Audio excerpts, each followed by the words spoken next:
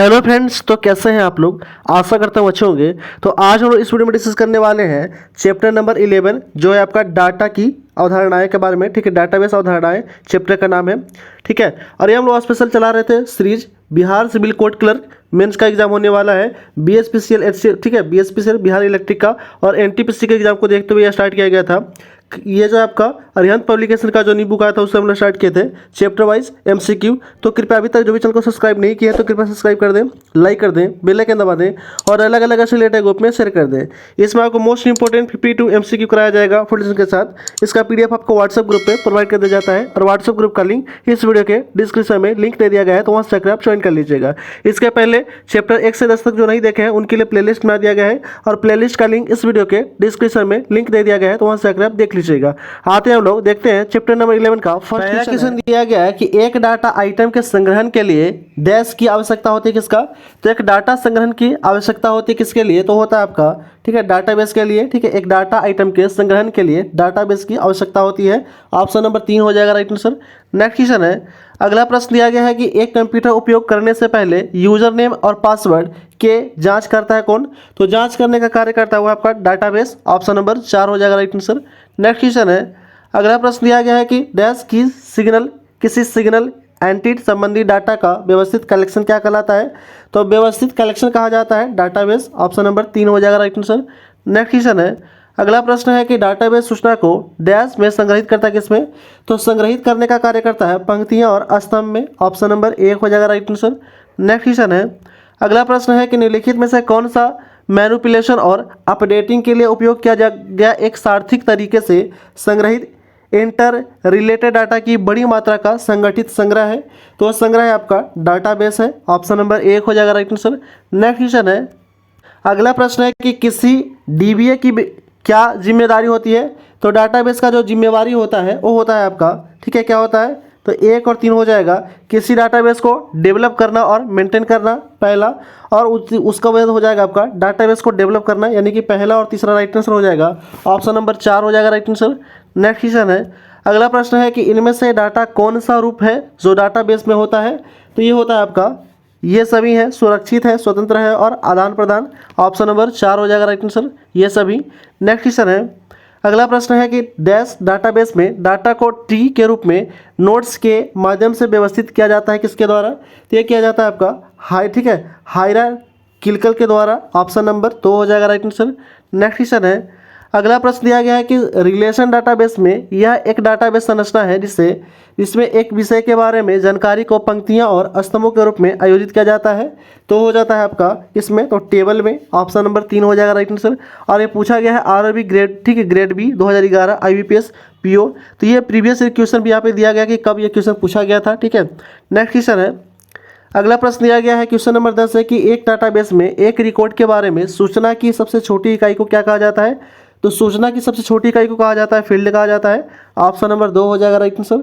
Next question है, अगला प्रश्न दिया गया है कि किसी डाटाबेस में पंक्ति का दूसरा नाम क्या होता है। तो पंक्ति का दूसरा नाम होता है रिकॉर्ड्स। ऑप्शन नंबर 1 हो जाएगा राइट आंसर।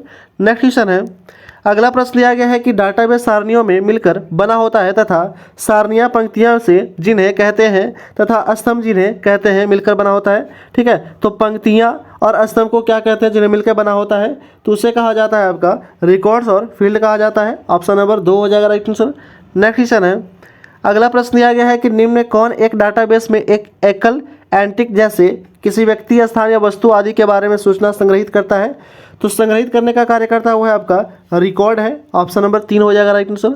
नेक्स्ट क्वेश्चन है, अगला प्रश्न दिया गया है कि किसी क्वेरी के उत्तर में जो सूचनाएं या रिकॉर्ड्स प्राप्त किए जाते हैं उन्हें उस क्वेरी का क्या कहा जाता है। तो उस क्वेरी को कहा जाता है डायना सेट कहा जाता है। ठीक है, डायना सेट।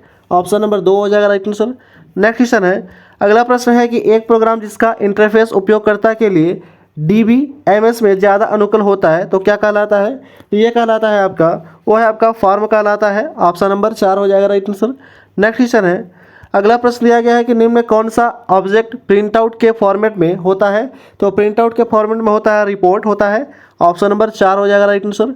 नेक्स्ट क्वेश्चन है, अगला प्रश्न है कि इनमें से कौन सा डाटाबेस का अवयव नहीं है। तो डाटाबेस का अवयव नहीं है वो हो जाएगा आपका ऑप्शन नंबर 4 ट्यूपल है, नहीं होगा। ठीक है, ये डाटाबेस का अवयव नहीं है, बाकी सभी है, सारणी है, फॉर्म है, क्वेरी है, ये सभी है, लेकिन ट्यूपल नहीं है। नेक्स्ट क्वेश्चन है, अगला प्रश्न है कि निम्न में से कौन सा कॉमन डाटा तत्वों का सबसे छोटा से सबसे बड़े तक संग्रहित सही क्रम में बताया गया है।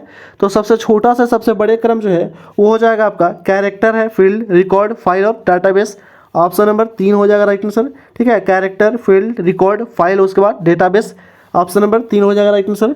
नेक्स्ट क्वेश्चन है, अगला प्रश्न दिया गया है कि डीबीएमएस का पूरा नाम क्या होता है। तो डीबीएमएस का पूरा नाम होता है database management system. Option number 1 हो जाएगा राइट आंसर।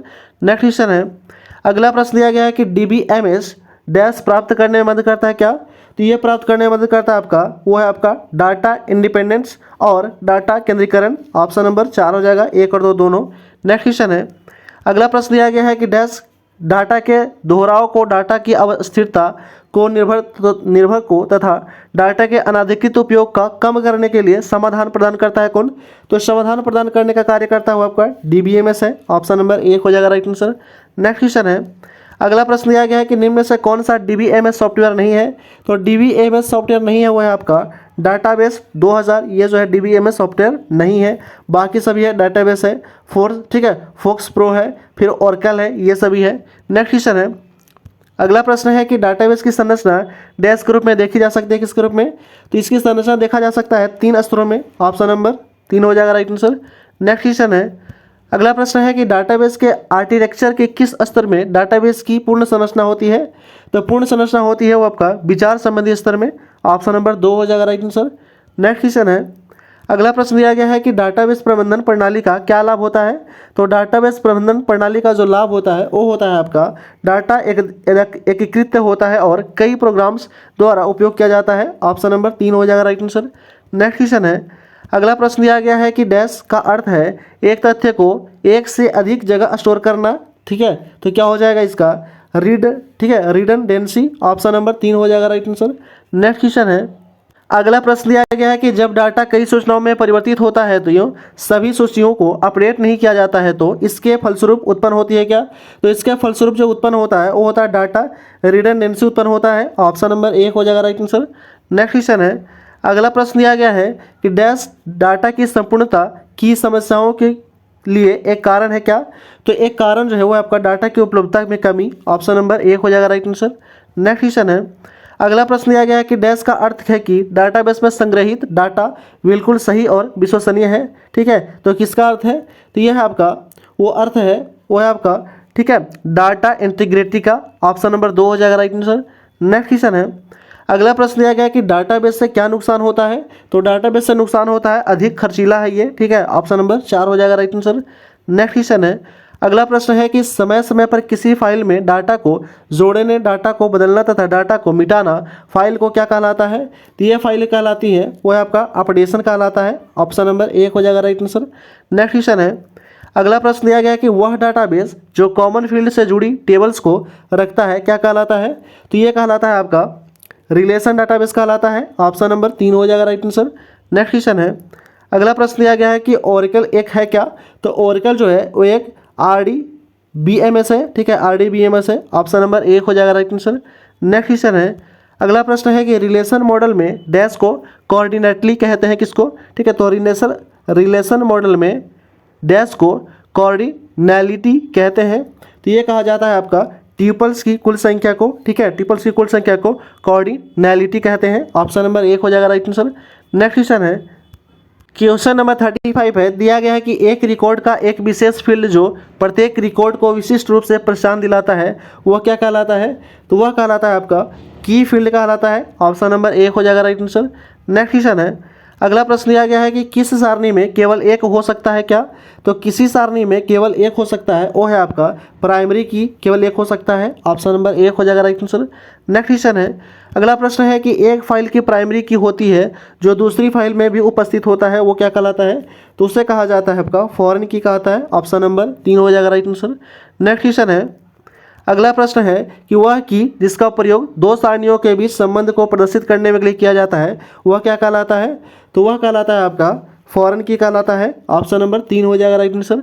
नेक्स्ट क्वेश्चन है, इनमें से किस की द्वारा किसी सारणी में किसी रो को खोजा जा सकता है। ठीक है, कौन सी की के द्वारा किसी सारणी में किसी रो को खोजा जा सकता है।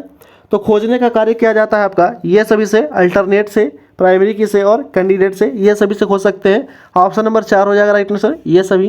नेक्स्ट क्वेश्चन है, अगला प्रश्न है कि वह भाषा जो डाटाबेस ऑब्जेक्ट की विशेषताओं को परिभाषित करती है वह क्या कहलाता है?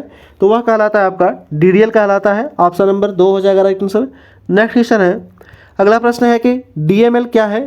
तो डीएमएल जो है वो आपका डाटा मैनिपुलेशन लैंग्वेज है। ऑप्शन नंबर 2 हो जाएगा राइट आंसर। नेक्स्ट क्वेश्चन है, अगला प्रश्न है कि डाटा कंट्रोल लैंग्वेज जो है वो क्या होता है? तो डाटा कंट्रोल लैंग्वेज होता है वो होता है आपका डाटाबेस के यूजर एक्सेस को मैनेज करने के लिए प्रयोग की जाती है। ऑप्शन नंबर 1 हो जाएगा राइट आंसर।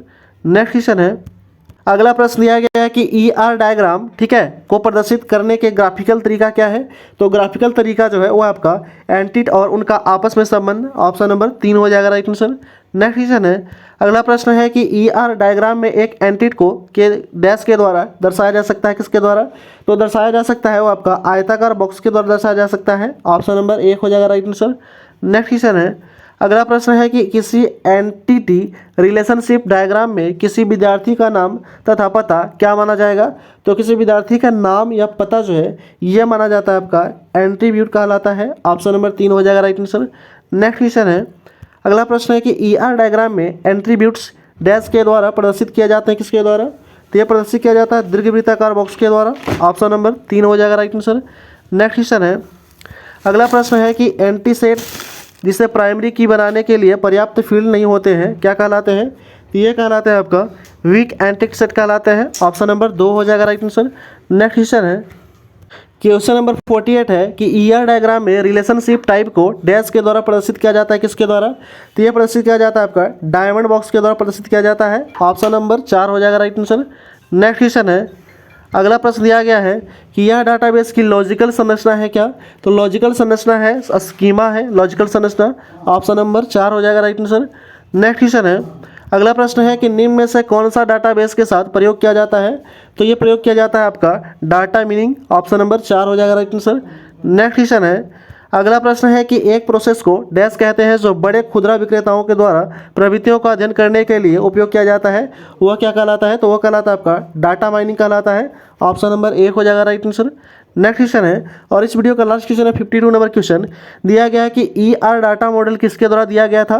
तो ईआर डाटा मॉडल जो है ये दिया गया था आपका डॉक्टर इडिगर एफ कोड के द्वारा। ऑप्शन नंबर 3 हो जाएगा राइट आंसर। तो इस तरह हम लोग चैप्टर नंबर 11 जो थे इस वीडियो में, ठीक है, चैप्टर नंबर 11 था डाटाबेस की अवधारणा है। टोटल हम लोग 52 क्वेश्चन इस वीडियो में समाप्त कर लिए हैं। तो कृपया अभी तक जो भी चैनल को सब्सक्राइब नहीं किए हैं तो कृपया सब्सक्राइब कर दें, लाइक कर दें, बेल आइकन दबा दें और अलग अलग सेलेक्टेड ग्रुप में शेयर कर दें। इसका पीडीएफ आपको व्हाट्सएप ग्रुप पे प्रोवाइड कर दिया जाता है और व्हाट्सएप ग्रुप का लिंक इस वीडियो के डिस्क्रिप्शन में दे दिया गया है, तो वहाँ से आप ज्वाइन कर लीजिएगा। इसके पहले चैप्टर 1 से 10 तक जो नहीं देखे हैं, ठीक है, उनके लिए प्लेलिस्ट भी बना दिया गया है और प्लेलिस्ट का लिंक इस वीडियो के डिस्क्रिप्शन में दे दिया गया है, तो वहाँ से आप देख लीजिएगा। Thanks for watching.